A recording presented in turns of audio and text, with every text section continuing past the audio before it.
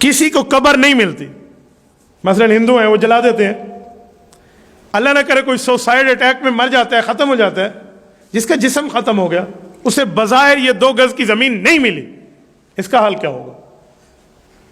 جب ہندوستان اور پاکستان کی پارٹیشن نہیں ہوئی تھی نا, یہ بر صغیر تھا نا, ایک حصہ تھا, تو ہندو مسلمانوں پہ یہ سوال کرتے تھے کہ وہ عذاب ہوگا تمہارے ساتھ ہوگا, ہمارا بندہ تو کنڈلی میں راکھ بن کے وہ گنگا جمنا میں پہنچ گیا, ہمیں نہیں ہوگا.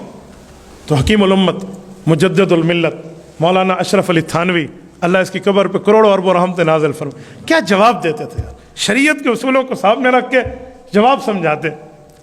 فرمائے یہ جو عالم قبر ہے نا, عالم برزخ, یہ بندے کے جسم کے ساتھ معاملہ ہوگا, اسے قبر ملے تو بھی ہوگا, نہ ملے تو بھی ہوگا.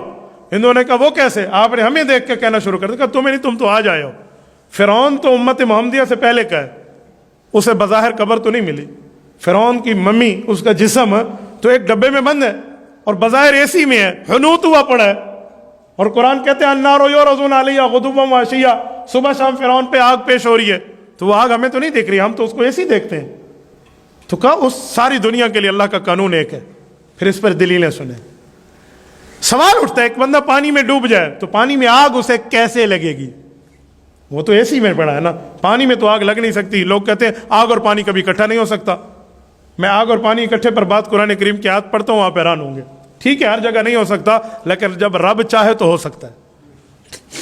پارہ نمبر 29 سورۃ نوح رکوع نمبر 2.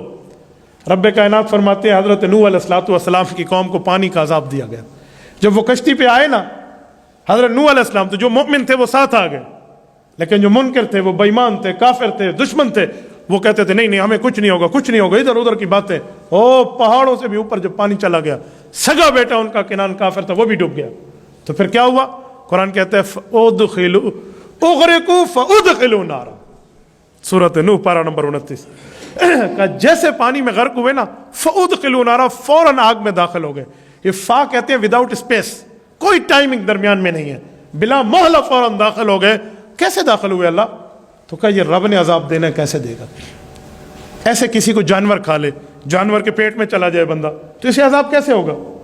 جانور کھا لے, آگ میں جل جائے, کنڈلی بن جائے, پانی میں ڈوب جائے, وہ ایک دن زمین میں آئے گا, چاہے وہ جانور کے جسم سے نکل کے آئے, جس حساب سے بھی نکلے, چاہے وہ دریا کے آخر میں پہنچے, چاہے اس کی راکھ پہنچے, زمین میں آئے گا. سورۃ نمبر 20 سورۃ طٰہٰ آیت نمبر 55 رب العزت اعلان فرماتے ہیں.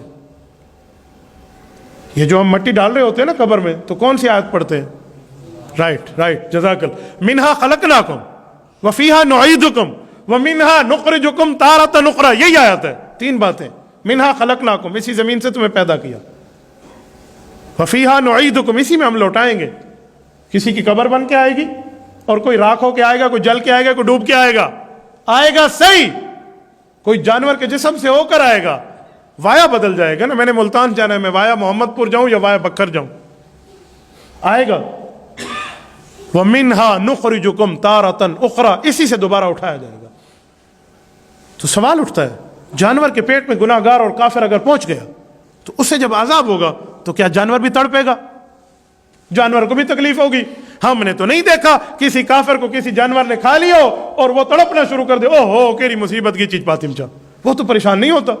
تو آئندہ جانور بھی داڑھی والا دیکھ کے خاصی بے مسلمان ہے نہ سے روزہ لگا ہوا آپ نے, وہ تو کافر پہ پھر حملہ آور نہیں ہوگا, نہیں, وہ ہر پہ حملہ آور ہوگا. وہ مسلمان ہے کافر ہے, بچاؤ ہم نے کرنا ہے. تو پھر جانور تو نہیں جلتا. توجہ رکھنا, ایک ہی نقطے میں بات فائنل ہو گئی. رسول اللہ صلی اللہ علیہ وسلم کے صحابی حضرت عمر بیٹھے ہیں, ایک شخص آیا ہے, ایسے رومال شمال میں کچھ چیزیں ایسے گنجڑی بدی بد ہے, گٹھڑی اٹھائی ہوئی اور یوں چھپائے ہوئے, بندہ غیر مسلم ہے. حضرت عمر رضی اللہ تعالیٰ عنہ کے پاس, آپ کے نبی نے فرمایا قبر میں عذاب ہوتا ہے کافر کو. جی ہوتا ہے. کس چیز کا ہوتا ہے؟ جی آگ کا ہوتا ہے. آگ ٹھنڈی یا گرم ہے؟ کہا جی گرم ہے. کہا یہ لے میرے دادے کی کھوپڑی, یہ مجوسی مرا تھا, میں اس کی قبر سے اٹھا کے لایا ہوں, اس کی کھوپڑی کو ہاتھ لگا, وہ ٹھنڈی تھی.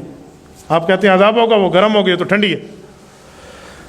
اللہ اکبر, کمال عمر کی ذات پر رضی اللہ عنہ, اللہ اس کی قبر پہ کروڑوں اربوں رحمت نازل. حضرت عمر نے فرمایا یہ 2 پتھر اٹھا دے. اس نے ڈر کے اٹھائے کہ کہیں سر میں نہ مار دیں. حضرت عمر نے کہا مارتا نہیں ہو, دکھاؤ. اس نے دکھایا تو کہا بھائی اسے ہاتھ لگا, ٹھنڈے ہیں گرم؟ اس نے کہا جی ٹھنڈے. کہا چکماک کرو. چکماک پرانے زمانے میں آگ جلانے کے لیے پتھروں کو رگڑا جاتا تھا نا, جب ماچس نہیں ایجاد ہوئی تھی. چکماک کیا اس نے, اندر سے شعلے نکلے, چنگاریاں نکلی. حضرت عمر نے کہا کیوں, یہ تو ٹھنڈے تھے, آگ کیوں نکلی؟ انہوں نے کہا جی اوپر سے ٹھنڈے اندر آگ ہے. کہ تیری دادے کی کھوپڑی اوپر سے ٹھنڈی اندر عذاب ہے. اس بندے نے کلمہ پڑھ لیا. اندازہ لگا یہ ہوتا ہے جواب سمجھانا. تو جو جانور کے پیٹ میں بندہ گیا اسے عذاب کیسے ہوگا اور جانور کو نہیں ہوگا؟ اس کی مثال ہے کسی کے پیٹ میں کیڑے پڑ جائیں, وہ ڈاکٹر کے پاس مجھے دوائی دے دیں, ڈاکٹر دوائی دے جس سے کیڑوں پر عذاب گزر رہا ہوگا, قیامت گزر رہی ہوگی, وہ کیڑے مر رہے ہوں گے اندر, بندہ تو نہیں تڑپے گا ہائے ہائے کیری بلا خادم چل, یہ تو نہیں تڑپے گا, وہ کیڑے مریں گے. کیوں؟ وہ دوائی کیڑوں کے لیے ہے. ایسے وہ عذاب اس کافر کے لیے ہے, جانور کے لیے نہیں. ایسے تکلیف ہو تو یہ عالم برزخ ہے, یہ عالم قبر ہے. اور عالم قبر یہ عام بندے کی زندگی ہے. جو نیک ہے تو اس کے لیے ثواب ہے, جو برا ہے اس کے لیے عقاب و عذاب ہے. لیکن کچھ لوگ ایسے بھی ہیں جو یہاں بھی اتنا وقت گزاریں گے. حدیث پاک میں کوئی مومن ایسا بھی ہوگا, کوئی نیکوکار ایسا بھی ہوگا, وہ کوئی بھی ہو سکتا ہے, کوئی اسپیسیفک ایک آدمی کی بات نہیں کی گئی متعین کر کے, کہ ایسے بھی ہوں گے نیک لوگ جو جنت میں پہنچیں گے. اور وہ جب جنت کی برانچ بنے گی تو ان کے پاس ایک حور آئے گی اور یہ اس کے گلے میں ہاتھ ڈالے گا, اس کے ہار کو, وہ ہار ٹوٹے گا, اس کے دانے نیچے گریں گے, دونوں چننے بیٹھیں گے. انہیں لگے گا بس اب ہم چن ہی رہے تھے کہ قیامت آ گئی ہے. کس کے لیے وقت اتنا بھی کر دیا جائے گا اور کس کی لمبا بھی کر دیا جائے گا. اللہ عافیت کا معاملہ فرمائے. اور اس سے بڑھ کے پھر حدیث پاک میں حافظ کا, حدیث پاک میں عالم دین کا, حدیث پاک میں شہید کا, حدیث پاک میں بعض نیک لوگوں کے جو حافظ عالم شہید نہ بھی ہوں ان کے جسم کو بھی اللہ محفوظ رکھ دیتے ہیں. اور جس کا محفوظ رہ گیا اس کے ساتھ معاملہ ثواب کا چل رہا. اگر جسم ختم بھی ہو گیا تو کچھ نہ کوئی ذرات تو ہے نا, رب العزت ان کے ساتھ بھی معاملہ کرنے پہ قادر ہے. اور جو انبیاء کرام کا معاملہ ہے وہ ان سب معاملات سے بڑھ کے, وہاں تو سوالات جوابات کی بات ہے ہی نہیں. وہ تو بنی کائنات ان کے لیے, خصوصاً رسول اللہ صلی اللہ علیہ وسلم کے لیے, وہاں معاملہ ان سب سے بڑھ کے ہے. اور وہ کیسے ہے؟ حضور پاک علیہ الصلوۃ والسلام فرماتے ہیں انبیاء کرام کے لیے, فرمایا الانبیاء احیاء فی قبورہم یصلون, مسند ابی اعلیٰ جلد نمبر 6 صفحہ 634 کی روایت ہے. حضور پاک علیہ السلام کی صحیح روایت حضرت انس بن مالک سے, فرمایا انبیاء کرام اپنی قبروں میں زندہ اور وہ نمازیں پڑھتے ہیں. انبیاء کا معاملہ اور ہے. یہ میں نے عام حیات الاموات سمجھائی ہے. اور ہمارے نبی پاک کی زندگی مبارک, ادھر سے درود پاک پڑھیں تو فرشتے لے جائیں گے, اور رسول اللہ کی قبر پہ پڑھیں تو آقا نامدار خود سنے گا اور مسلمان کو جواب دے. اللہ ہم سب مسلمانوں کے توفیق عطا فرمائے. تو وہاں معاملہ اور ہے, یہاں معاملہ اور ہے. ایک بندہ مجھے کہنے لگا عام مردہ بھی زندہ ہے, کافر بھی زندہ ہے, مؤمن بھی زندہ ہے, شہید بھی زندہ ہے, نبی بھی زندہ ہے, تو یہ فرق ہے, تھوڑا سمجھائیں یہ فرق کیسے ہے. اگر زندہ ہے تو یہاں فرق, میں نے کہا چہرے کے اوپر 3-4 زندگیاں موجود ہیں اور ہر زندگی کا علیحدہ کیفیت ہے. کہا جی وہ کیسے؟ میں نے کہا آنکھ بھی زندہ ہے, رخسار بھی زندہ ہے, داڑھی کا بال بھی زندہ ہے, اور دماغ بھی زندہ ہے.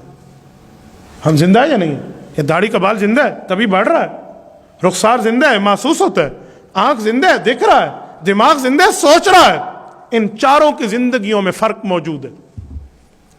داڑھی کے بال کو آپ کینچی سے کاٹ لیں یا مٹی لگائیں کوئی تکلیف نہیں ہے. تھوڑا اوپر زندگی پہ آئیں, رخسار پہ آئیں, یہاں مٹی لگانے سے تکلیف نہیں ہے لیکن کینچی سے تکلیف ہے. تھوڑا اوپر آئیں آنکھ کی زندگی پہ, یہاں مٹی لگانے سے بھی تکلیف ہے اور کینچی سے بھی تکلیف ہے, لیکن ہوا لگتی ہے تو تکلیف نہیں ہے. ہوا لگ رہی ہے بیٹھے ہم, چاہے تھوڑی لگ رہی. اب دماغ پہ آئیں, کینچی مٹی اور ہاتھ تو دور رہا, وہاں چھوٹی سی ہوا پہنچے تو بندے دی گوٹی حال بہندی ہے. وہ تو معاملہ اس کے دماغ کا خراب ہو جائے گا, وہاں تو کچھ پہنچ بھی نہیں سکتا. دماغ تو ریپلیس بھی نہیں ہوتا, دل کو ریپلیس کرا لیں اور بات ہے, آنکھ ہاتھ کو ریپلیس کرا لیں, لیکن اس کی زندگی سب سے اعلیٰ ہے. تو میں نے کہا یہ بھی زندہ ہے, یہ بھی زندہ ہے, یہ بھی زندہ ہے اور یہ بھی زندہ ہے. زندگیوں کا فرق ہے. ایسے عوام بھی زندہ ہے, ایسے شہداء بھی زندہ ہے, اور ایسے انبیاء بھی زندہ. یہاں زندگی پر اصول سمجھ لے, زندہ سارے ہیں فرق ہے, وہاں بھی زندہ سارے ہیں فرق ہے. اللہ ہمیں عالم برزخ جنت کی برانچ عطا فرمائے. تبارك الذي نزل الفرقان على عبده ليكون للعالمين نذيرا.